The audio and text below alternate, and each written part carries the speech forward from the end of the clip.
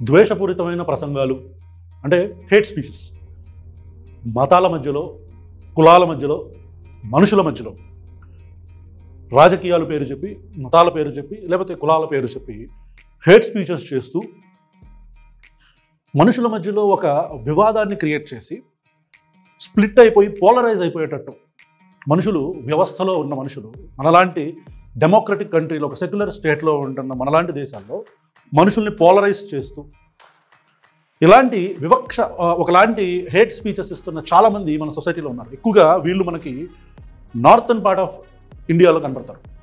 అంటే గోలీమారో గద్దారో ఇంకో అన్నట్టు, అంటే ముస్లింలు ఉద్దేశించి కావచ్చు. మనకి ఇక్కడ ఎంఐఎంలో ఉన్న అక్బరుద్దీన్ ఓవైసీ ఒక పావుగంట మాకేంటి సమయం అని అంటాం కావచ్చు. ఇట్లా హేట్ స్పీచెస్ అనేవి మన వైపు చాలా తక్కువ, కానీ నార్త్లో బాగా ఎక్కువ. ఎందుకంటే సదరన్ స్టేట్ ఆఫ్ ఇండియాలో చాలా వరకు ప్రజలు కొంచెం విచక్షణతో చదువుకున్న వాళ్ళు, లిటరసీ రేట్ ఎక్కువ, విచక్షణ ఎక్కువ ఉంటుంది.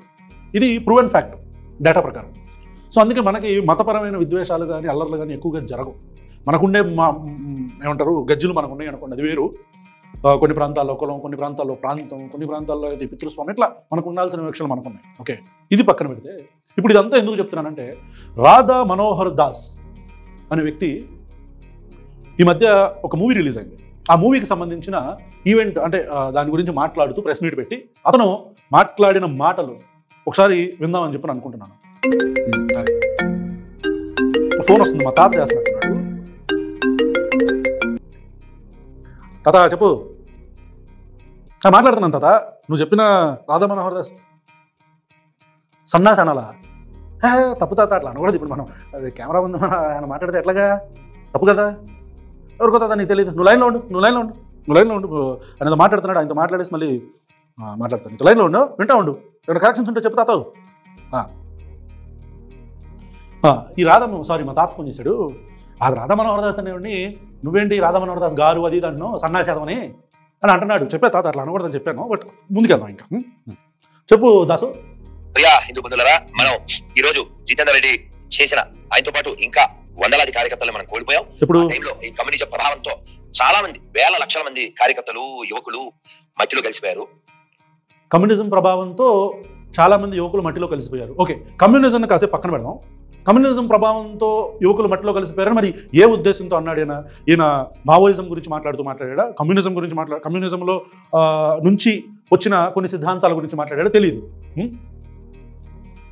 తాత వాడికి అన్ని సిద్ధాంతాలు ఎట్లా తెలుసు అంటవా?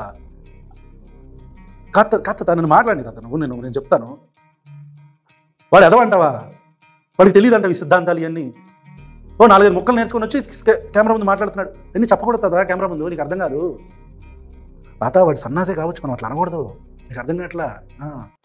సరే నువ్వు లైన్లో ఉండు.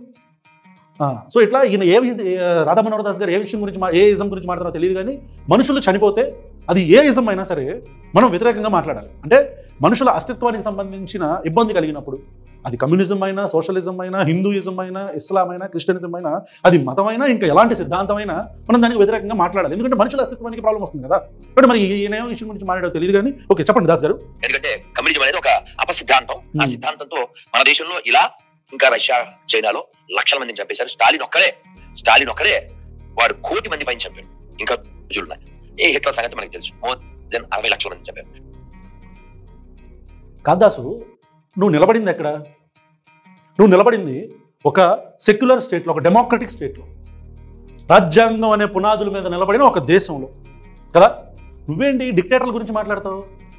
డిక్టేటర్లు అంటే కమ్యూనిజం సిద్ధాంతాన్ని ఉపయోగించుకొని ప్రజల్ని చంపిన, లేదంటే ఇంకా ఏ సిద్ధాంతాన్ని ఉపయోగించుకొని హిట్లర్ లాంటి వాడు ఒక నియంత, స్టాలిన్ ఒక నియంత. మనుషుల్ని చంపినప్పుడు అది కమ్యూనిజం అయితే ఏంటి, బొచ్చు హిందూయిజం అయితే ఏంటి? మనుషులు చచ్చిపోతున్నారు అన్నప్పుడు అసలు అక్కడ ఆ దేశానికి సంబంధించిన విషయానికి ఇక్కడ నువ్వు మాట్లాడుతున్న ప్రెస్ మీట్కి ఏమైనా సంబంధం ఉందా దాసు? చెప్పు. అసలు దానికి దీనికి ఏమైనా సంబంధం ఉందా? అంటే కమ్యూనిజంకి సంబంధించిన డిక్టేటర్ వాడు. ఆ స్టాలిన్ అనే వ్యక్తి ఒక డిక్టేటర్, ఒక నియంత కింద చనిపోయిన మనుషులకి ఇక్కడ ఈ దేశంలో జరిగిన రివోల్ట్కి ఏమైనా సంబంధం ఉందా? ఈ దేశంలో అణగారిన వర్గాలు, అణచపడ్డ వర్గాలు ఎలా అయితే వాళ్ళ అస్తిత్వం కోసం పోరాడారో అప్పుడు చాలా ఇజమ్స్ని వాళ్ళ మీద వేసుకున్నారు, వాళ్ళ దగ్గరికి తీసుకున్నారు వాళ్ళు. దాంట్లో ఇది కూడా ఒకటి అనుకుందాం. ఒకవేళ నిజంగా కమ్యూనిజం వల్ల మనుషులు చనిపోతే అది తప్పు. ఒకవేళ నిజంగా హిందూయిజం వల్ల నీలాంటి లత్కోరి యాదవుల వల్ల తాత ఈ మాట కదా మనమంది ఇలాంటి లత్కోరి యాదవుల వల్ల ఒకవేళ ఏమైనా జరిగితే బయట ఎవరైనా మనుషులు ఇట్లా హిందూ ముస్లిం అల్లర్లో చనిపోతే అది హిందూయిజం ఇస్లాం తప్పు. దానికి స్టాలిన్ ఏంటి హిట్లర్ ఏంటి చెప్పండి దాస్ గారు చెప్పండి. అట్లా మాట్లాడకూడదు కదా. కాబట్టి ఈ ప్రపంచం బాగుండాలంటే, ఈ ప్రపంచంలో అందరూ స్వేచ్ఛగా సంతోషంగా జీవించాలంటే అందరి మేలు కోరేది ఒకే ఇజం, అది హిందూయిజం. ఈ సర్వేజన సుఖినో భవంతులో దళితులు ఉన్నారా దాసు? ఏ దాసు? ఈ సర్వేజన సుఖినో భవంతులో అంటరానితనాన్ని తీసుకొచ్చిన వివక్ష కూడా ఉందా దాసు? ఏ దాసు చెప్పు. అంటే మన ముడ్డి కింద వెనకమాల కనిపిస్తున్న ఆ నలుపుని మనం చూడకపోతే ఎట్ట దాసు? ఏ దాసు చెప్పు. ఇప్పుడు మనం ఇచ్చిన బొక్కలే కదా వాళ్ళు వేరే మతాల్లోకి, ఇప్పుడు మన హిందువులందరూ వేరే మతాల్లోకి వెళ్ళిపోవడానికి కారణం ఇదంతా మనం ఇచ్చిన లూపోల్సేగా. మనం గుళ్ళల్లోకి రానిస్తే వాళ్ళు వేరే మతాల్లోకి ఎందుకు వెళ్తారు? బొక్కలన్నీ మన దగ్గర పెట్టుకొని మనం ఏంటి మళ్ళీ హిందూయిజం ఈ లోక సంస్థ. అగైన్ ఇక్కడ హిందూయిజంని పాటించే చాలామంది నీలాగా హేట్ స్పీచ్ ఇయర్ దాసు. ఇప్పుడు నువ్వెవరివి? నువ్వు సన్నాసివి కదా, నువ్వు సన్నాసివి, నువ్వు ఇలా హేట్ స్పీచ్ ఇస్తే అట్లా అవునా? తాత ఇలాగే నువ్వు చెప్తుంది తాత ఇలా చెప్పకూడదు, నువ్వు చెప్పమన్నావని చెప్తున్నా, అది కరెక్ట్ కాదు అది. సరే నువ్వు లైన్లో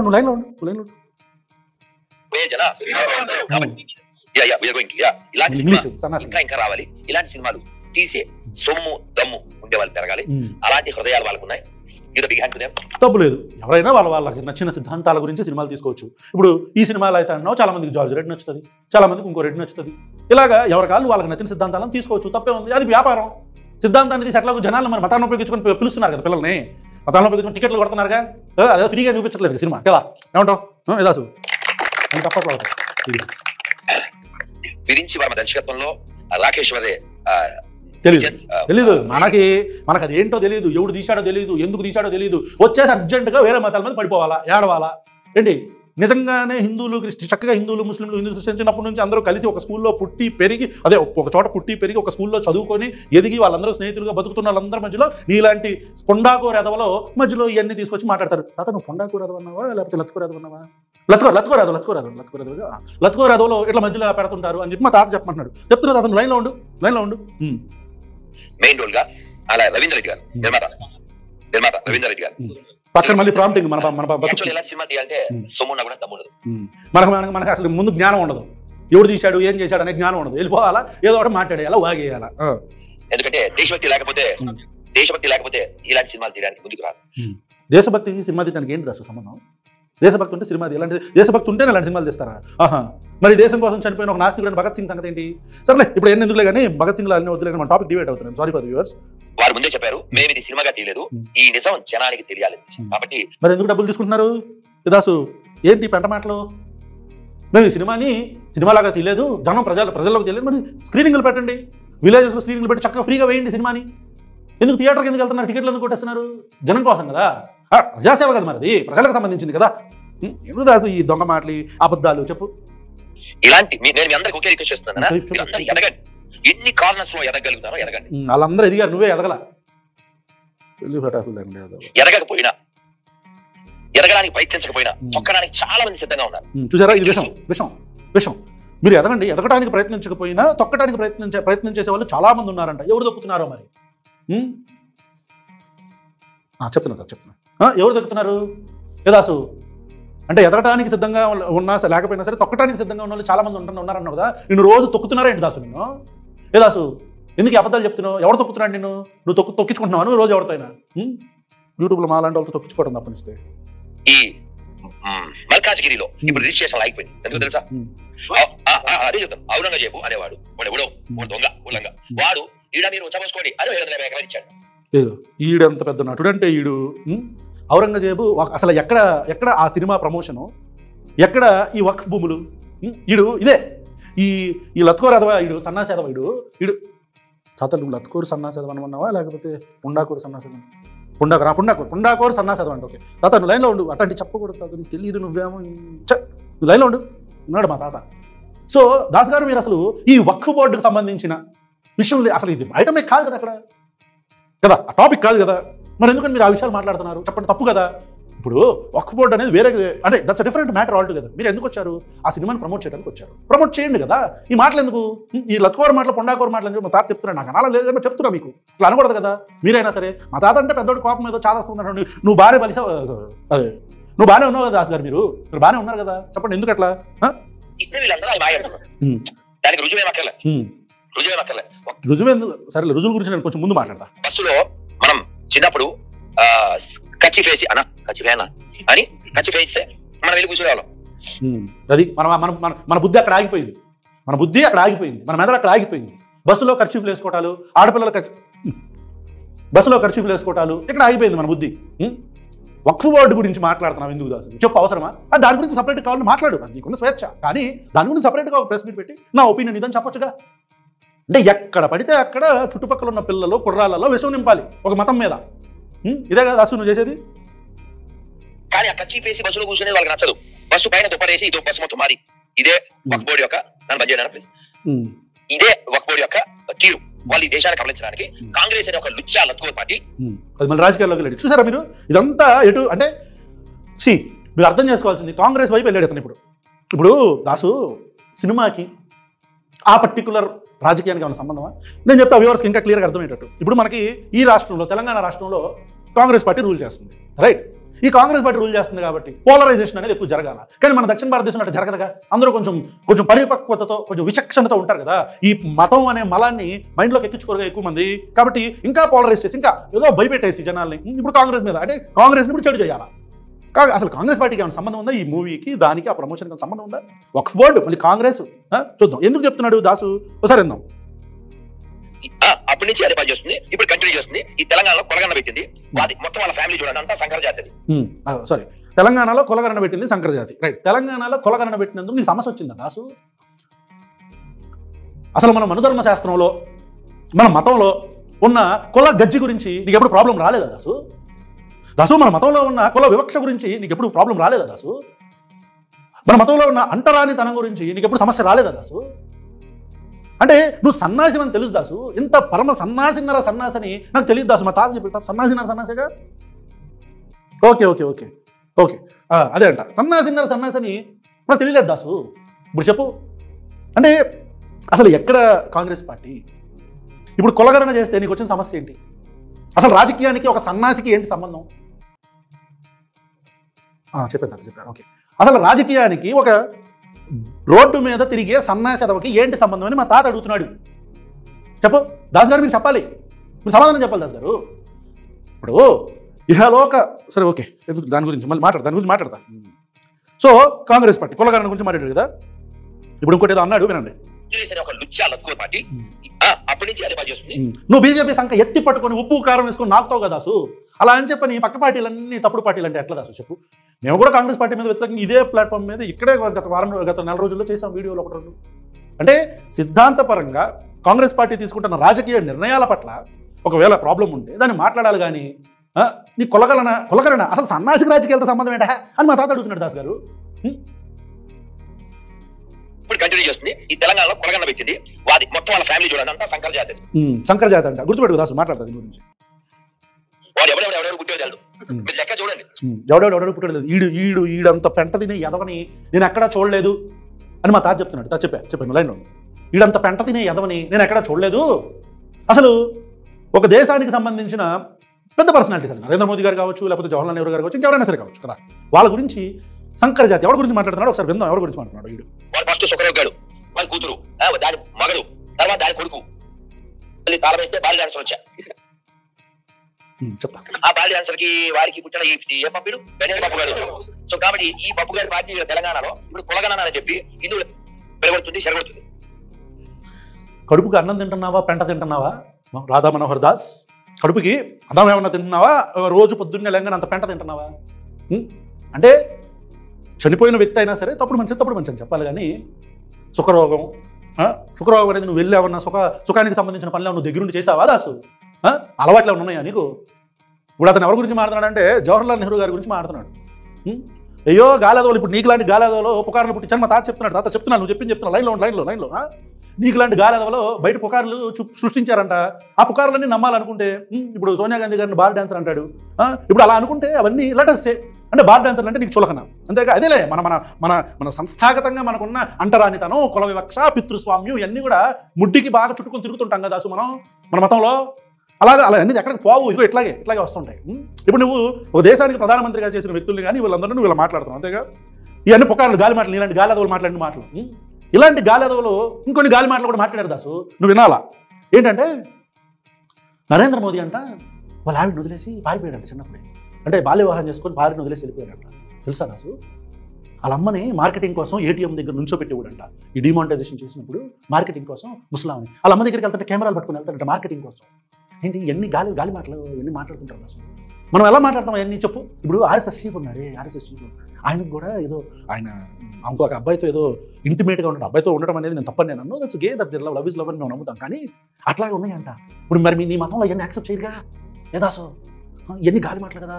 ఈ గాలి మాటలు ఎందుకు రా, గాలి నా కొడక అని చెప్పని, సారీ క్షమించాలి తాత, నేను ఆ మాటలు మాట్లాడలేను, నన్ను దయచేసి నువ్వు నన్ను చేయమాక. ఈ గాలి మాటలు ఎందుకు రా, గాలి ఎదవా అని చెప్పని ఎవరైనా అన్నారనుకో, మనం ఏం చెప్తాం? ప్రధానమంత్రి నరేంద్ర మోదీ గురించి మాట్లాడినా, ఇంతకుముందు జవహర్లాల్ నెహ్రూ గారి గురించైనా, సోనియా గాంధీ గారి గురించి, ఇంకెవరి గురించైనా సరే ఈ భాష కరెక్ట్ కాదు కదా సన్నాసి అని జనాలు అనుకుంటున్నారు. దాస్ గారు మీరు దీన్ని గుర్తించాలా నా మాటల్ని. గుర్తుపెట్టుకోండి, హిందువులు నిలబెట్టడానికి వాడు ముస్లింల్లో కొలగన్న చేయడు, క్రిస్టియన్స్ లో బొచ్చుల మంది ఉన్నారు. షియా మసీద్కి సున్ని పోడు, సున్ని మసీద్కి షియా పోడు, కేథలిక్ దానికి పెంతెకోస్తు పోడు, పెంతెకోస్తు ఇంకో కేథలిక్ పోడు. కాబట్టి ఈ అంటే మనకి సగం నాలెడ్జ్ ఉండాలి. హిందువుల్లో కులగణన మాత్రం చేస్తాడు, ముస్లింల్లో చేయడు, క్రిస్టియన్స్లో చేయడా? ఫస్ట్ ఆఫ్ ఆల్ ఈ కులాలు అనేవి పేపర్ల మీద ఇది షియా కులం, ఇది సున్నీ కులం, వీళ్ళు బ్యాప్టిస్టులు, వీళ్ళు పెంతెకోస్తు, వీళ్ళు రోమన్ క్యాథలిక్స్, ఇలాగా వాళ్ళ మత గ్రంథాలలో ఉన్నాయి. ఒకవేళ ఉన్నాయో I'm not deeper in to those religions, కానీ ఒకవేళ ఉంటే అవి వాళ్ళు పాటిస్తూ వివక్ష చూపిస్తున్నారా దాసు? ఎక్కడ షియా సున్నీ గురించి మాట్లాడుతున్నావు నువ్వు? ఎక్కడో దేశాల్లో పాటిస్తున్న షియా సున్నీ వివక్ష గురించి మాట్లాడుతున్నావా? అవి కనుక్కోవాలా? అంటే వాళ్ళు ఇళ్లలోకి రానిరా దాసు? అంటరానితనం అనేది అక్కడ ఉందా? కులాలు అనేది అక్కడ ఈ కులాలు అంటారా? అట్లా వర్గాలు అంటారా? ఒక మతంలో వర్గాలు అంటారా, కులాలు అంటారా? అంటే అందుకే ఇప్పుడు సన్నాసుల్లాగా ఉండాలి దాసు. ఇట్లా రాజకీయాలు, రాజ్యాంగం ఈ మాటలు మాట్లాడకూడదు, తెలియదు. తెలవకపోతే ఏం చేస్తావు? ఒక సన్నాసి మాట్లాడుతున్నావు. దేశాన్ని నిలబెట్టేది హిందువులు, ఈ దేశాన్ని కాపాడేది హిందువులు. కాబట్టి హిందుత్వం ఉంటేనే ఈ దేశం ఉంటుంది. దేశాన్ని కాపాడేది మనుషులు దాసు, దేశాన్ని కాపాడేది మనుషులు, దేశాన్ని కాపాడేది మతం కాదు. ఈ దేశాన్ని హిందువులు, ముస్లింలు, క్రిస్టియన్లు, బుద్ధులు, జైనులు, నాస్తికులు, ఇట్లా హేతువాదులు వీళ్ళందరూ కలిస్తేనే ఒక దేశం. ఈ మాత్రం ఇంగిత జ్ఞానం నీకు తెలిస్తే నువ్వు సన్నాసం ఎందుకు అవుతావా? తాత చెప్పి ఇలా కూడా చెప్పాను, ధర్మం ఉంటే దేశం ఉంటుంది. కానీ మీరు ఎనగండి, నా రిక్వెస్ట్. ధర్మం ఉంటే దేశం ఉండదు, మనుషులు ఉంటే దేశం ఉంటుంది దాసు. ఈ మాట నీకు చెప్పడం ఆరు రకాలుగా మీరు ఎదగండి. ఒకటి మీరు చెప్పండి, శారీరక అంట 6 రకాలుగా ఎదగాలంట సన్నాసి చెప్తున్నాడు. తాత చెప్పాలి. మానసిక, ఆర్థిక, ఆధ్యాత్మిక, రాజకీయ, ఇన్ని రకాలుగా ఎదిగితేనే మనం ఉంటాం. ఈ సన్నాసి ఎదిగాడా మరి? అంటే అలా ఉందంటే క్షమించాలి, మీరందరూ ఇలా అయిపోవాలి, అయితేనే దేశం బాగుపడింది. కానీ నేను మాత్రం మిమ్మల్ని రచ్చగొట్టి బతుకుతా. మీరందరూ ఆర్థికంగా ఎదగాలి, ఆ డబ్బులు నేను అడుక్కుంటా. మీరందరూ రాజకీయంగా ఎదగాలి, నేను ఎల్టీటీడీ చైర్మన్ కలిసి అక్కడికి వెళ్ళి నా భాగవతాలని నేను చేసుకుంటాను. మీరందరూ సామాజికంగా ఎదగాలి, ఇంకేంటో చెప్పాడుగా, అవన్నీ నేను నాకు అనుకూలంగా నేను మార్చుకుంటా. మీరు ఎదగండి, మీ మీద నేను బతుకుతా అని ఒక సన్నాసి చెప్తుంటే, సన్నాసిలు వెనకమాలు వింటున్నారు అని మా తాత చెప్తున్నాడు. తాత చెప్పాలి. నెక్స్ట్, నాకెందుకు వాడు చూస్తాడు, వాడు వస్తాడు, ఎవరు రాడు. బంగ్లాదేశ్ లో పోశారు, పోలీసులు ఆర్మీ కలిసి హిందువులు తప్పుతున్నారు. నిన్న ఇవాళ కూడా బంగ్లాదేశ్లో ఊచకోత కోసారంట. ఇప్పుడు సన్నాసి చెప్తున్నాడు, సన్నాసి బంగ్లాదేశ్ అనేది వేరే దేశం, నువ్వు అర్థం చేసుకోవాల్సింది అదొక మతపరమైన దేశం. రైట్, బంగ్లాదేశ్లో హిందువుల్ని ఊచకోత కోస్తున్నారని నువ్వు భారతదేశంలో ఉన్న ఒక cinema release event, cinema press మీట్కి సంబంధించిన ప్రెస్ మీట్లో నుంచొని చెప్తున్నాను. రైట్, అని నేను సన్నాసిని ఎందుకంటున్నాడంటే మా తాత అయినా సరే దాస్ గారు మీరు గుర్తుపెట్టుకోవాలి, ఈ దేశం భారతదేశం కదా. ఈ దేశంలో పుట్టి, ఈ దేశంలో పెరిగి, ఈ దేశంలో మనతో పాటే బతుకుతూ, ఈ దేశంలో పన్నులు కడుతూ, ఈ దేశ రాజ్యాంగానికి గౌరవం ఇస్తూ, ఈ దేశ రాజ్యాంగం కింద బతుకుతున్న ముస్లింలు, క్రిస్టియన్లు నాకు నీకు కూడా ఎక్కువే అవ్వాలి దాసు. ఈ దేశం కాదనుకుని దేశం విడిపోయినాక నాకు ఈ దేశంతో సంబంధం లేదు, నేను వేరే ఎక్కడో బతుకుతానని చెప్పని ఈ దేశం వదిలేసి వెళ్ళిపోయి ఈ దేశానికి సంబంధం లేని ఎవడో బయట దేశంలో ఉండే మతస్థుడి గురించి నేను ఆలోచిస్తానా? నా దేశంలో నాతో పాటే పుట్టి పెరిగి నా దేశంలో బతుకుతున్న, గౌరవిస్తున్న, నా దేశ చట్టాలకి రాజ్యాంగానికి గౌరవిస్తున్న ముస్లింలు నాకు ఎక్కువ? నాకు వీళ్ళే ఎక్కువ.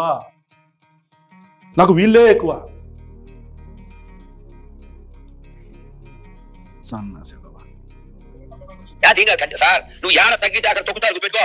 ఇప్పుడు తొక్కించుకుంటాడు, రోజు దాసి తొక్కించుకుంటాడు, యూట్యూబ్ లో మాకు తొక్కించుకుంటాడు. సెక్యులర్ ఎవరైనా అంటే చెప్పు తీసుకొస్తారా కొడకలారా ఎవరైనా ఏంటండి ఏంటండి ఇది నేను చూడాల సెక్యులర్ ఎవరైనా అంటే చెప్పు తీసుకొస్తారా కొడకలారా ఎవరైనా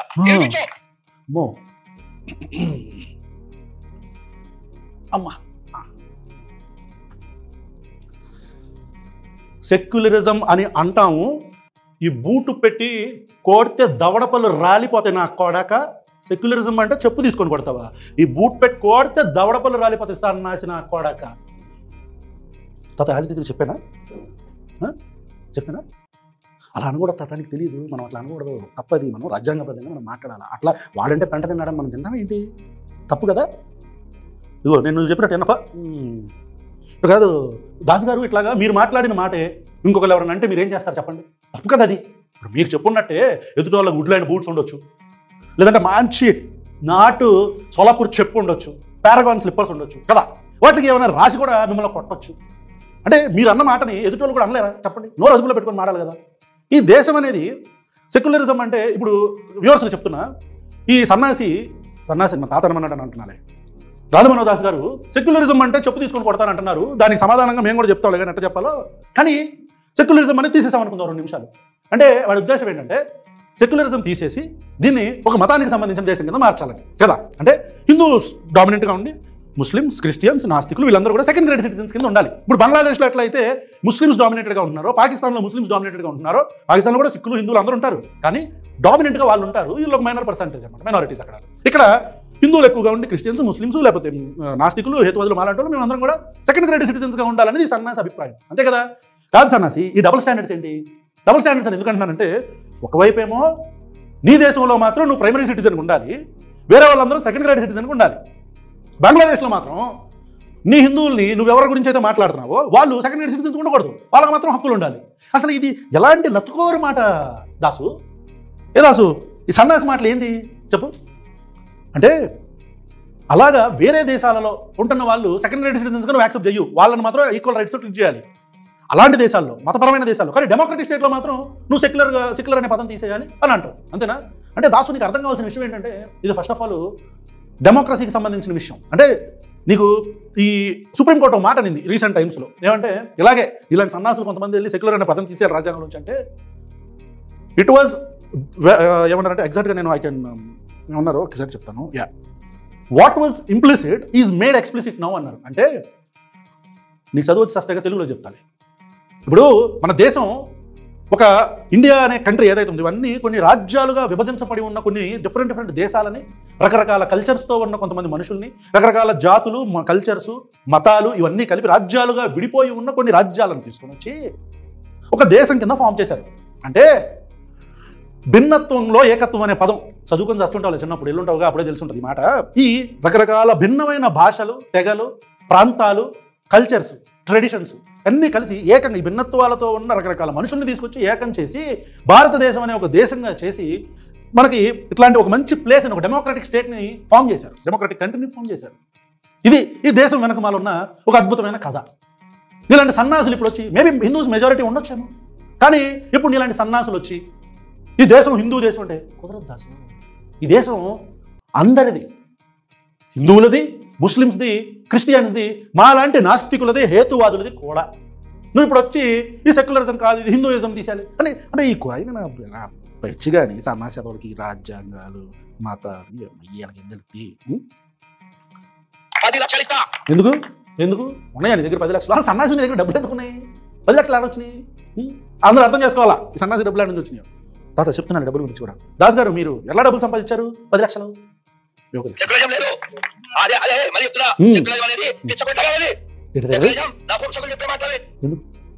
అంటే నపుంసకులకు ఒక యజం, మగవాళ్ళకు ఒక యజం, ఆడవాళ్ళకు ఒక యజం, ఇట్లా ఉంటాయి దాసు. అందుకే మనం చిన్నప్పటి నుంచి చదువుకోవాలి దాసు. చదువు అబ్బితే ఇట్లాంటి మాటలు మాట్లాడడం మనం. బీపీ వచ్చి పోయేటట్టున్నాడు, నెట్టుతున్నాడు. ఈ దేశం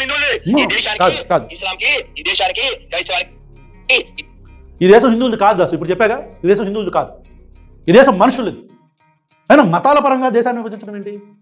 ఇక అప్పుడు నీకు ఈ దేశానికి అంటే ఇలాంటి రాజ్యాంగ వ్యవస్థకి, ఇస్లామిక్ కంట్రీస్కి, లేకపోతే డెమోక్రటిక్ స్టేట్స్కి, మొనార్కిక్ స్టేట్స్కి నీకు ఇంగ్లీష్ వచ్చి సావదు సన్నాసి గడివి నీకు నేను ఇంగ్లీష్లో చెప్పడం.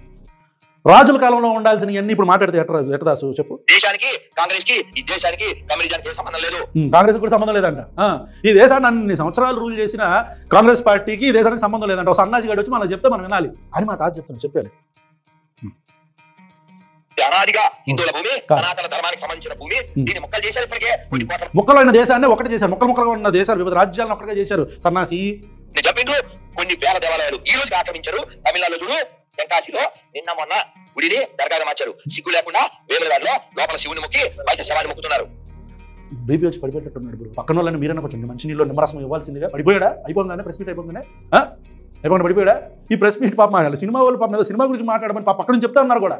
ఏనాడా ఆ సన్నాసికి తెలిసింది ఒకటే, మతాల మధ్యలో విద్వేషాలు రెచ్చగొడతాం. అరే వ్యూవర్స్ మీరు అందరూ ఆలోచించండి. మనతో పాటు చిన్నప్పటి నుంచి పుట్టి పెరిగి మనతో పాటు చదువుకున్న వ్యక్తులు, వాళ్ళు ముస్లిమ్స్ అయినా క్రిస్టియన్స్ అయినా హిందూస్ అయినా మనకు శత్రువులు ఎందుకు అవుతారు? ఈ దేశం వాళ్ళది కాదంటే ఎట్లా? అంటే వాళ్ళని ఒక ఇన్ఫీరియారిటీ కాంప్లెక్స్లోకి నెట్టేసి ఈ సన్నాసి గడి మాటలు ఎట్లా ఉంటాయో చెప్తానండి. వీడు భారతీయ జనతా పార్టీ లాంటి పార్టీలకు వీళ్ళు సన్నాసులు ఉపయోగపడతారు. ఇలాంటి దక్షిణ భారతదేశంలో ఈ పోలరైజేషన్ ఆఫ్ రిలీజియన్ అనేది లేదు. కాబట్టి ఎన్నో సంవత్సరాల నుంచి పాపం మన ఇండిపెండెన్స్ వచ్చిన తర్వాత నుంచి పాపం మా భారతీయ జనతా పార్టీ రావటం, మన వాళ్ళు కాలుతో తంటే మళ్ళీ నాకు వెళ్ళి పాడటం, రావటం తన్నటం, కాలుతో వెళ్ళి పాడటం. అప్పుడప్పుడు నా అభిమాన నటుడు మా రాష్ట్ర ఉప ముఖ్యమంత్రి పవన్ కళ్యాణ్ గారు లాంటి వాళ్ళ భుజం మీద నుంచి షూట్ చేద్దామని చెప్పి అనుకోవడం తప్పనిస్తే అవి కూడా అయ్యే పనులు కాదు. బ్యాక్ ఫైర్ అయిందిగా. ఆంధ్రప్రదేశ్లో ప్రజలు ఎట్లా తీగొట్టారు తెలుసుగా ఆ స్పీచ్ తర్వాత కదా. అట్లా ఇట్లాంటి సన్నాసుల్ని అట్లాంటి నటుల్ని తీసుకొని వీళ్ళు ఒక ఓట్ పోలరైజేషన్, పబ్లిక్లో పోలరైజేషన్ అనేది ఈ దేశం ప్రమాదంలో పడిపోతుంది. అవునా సన్నాసి? 200 సంవత్సరాలు క్రిస్టియన్స్గా ఉన్న బ్రిటిషర్స్ ఈ దేశాన్ని రూల్ చేస్తే, మొఘల్స్ ఈ దేశాన్ని కొన్ని వందల సంవత్సరాలు రూల్ చేస్తే, అప్పుడు ప్రమాదంలో పడిపోవాలి హిందూ మతం.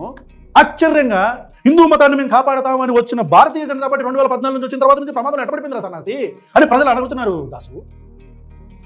అప్పుడంతా ప్రమాదంలో అంటే కొన్ని గుళ్ళు కోల్చొచ్చు, కొన్ని మందిరాలని వాళ్ళు మస్జిద్లుగా మార్చేసుకోవచ్చు, కానీ మతం ఎక్కడికి వెళ్ళిపోయింది? నీలాంటి సన్నాసులు పుట్టక ముందుంది హిందూ మతం, చనిపోయిన తర్వాత కూడా హిందూ మతం ఉంటుంది దాసు కదా. నువ్వు ఇప్పుడు కొత్తగా భారతీయ జనతా పార్టీ అధికారంలోకి వచ్చిన తర్వాత ఆశ్చర్యంగా ఇప్పుడు ఇంకా బలంగా ఉండాలి కదా. మళ్ళీ ఇంకోటి, ఈ సన్నాసి మాటలు ఎట్లా ఉంటాయి ప్రజలు వినాలి. తను చెప్తున్నాను సన్నాసి అంటున్నాను, విను, లైన్లో ఉండు, మా ఫోన్ పట్టుకోలేకపోతున్నాను మాటకి. ఈ సన్నాసి మాటలు ఎట్లా ఉంటాయి అంటే, ఒకవైపు ఏమో ఈ ధర్మాన్ని, సనాతన ధర్మాన్ని ఎవరు ఏం చేయలేరు, మీరేం చేసినా మీరే తుడుచుకు పెట్టిపోతారని చెప్పిన వైపు అంటుంటాడు సన్నాసి. ఇంకోవైపు ఏమో హిందూ మతం ప్రమాదంలో పడిపోయింది, మీరు అందరూ మాట్లాడకపోతే ఇప్పుడు అంతా పోద్ది అని అంటాడు సన్నాసి. కాదు సన్నాసి, ఇప్పుడు అరే కాదు దాస్ గారు, అరే తాత నువ్వు అలా నాకు చెప్పగా మాటకి ఈ ఫోన్ వైబ్రేట్ అవుతుంది, మళ్ళీ మా తాత కాల్ చేస్తున్నాడు, కట్ చేసేసా, లైన్లో ఉండి మరీ తిట్టిస్తున్నాడు మా తాత. తప్పు తాత, అది తప్పు కదా రాధావనర్ దాస్ గారు అట్లా మాట్లాడతాం. ఆ డబుల్ స్టాండర్డ్స్ కరెక్ట్ కాదు కదా, చెప్పండి. డబుల్ స్టాండర్డ్స్ మాట్లాడొచ్చు అట్లా మీరు? కరెక్ట్ కాదు కదా. చాలా దురదృష్టం ఏమంటే ఈ తెలంగాణలో వేల మంది హిందువుల్ని రజాకారులు చంపితే, అప్పుడు అంటే ఈ తెలంగాణలో వేల మంది హిందువుల్ని రజాకారులు చంపితే ఎప్పుడు వెళ్ళాడు ఈ సన్నాసి? రజాకారుల దగ్గరికి వెళ్ళాడు.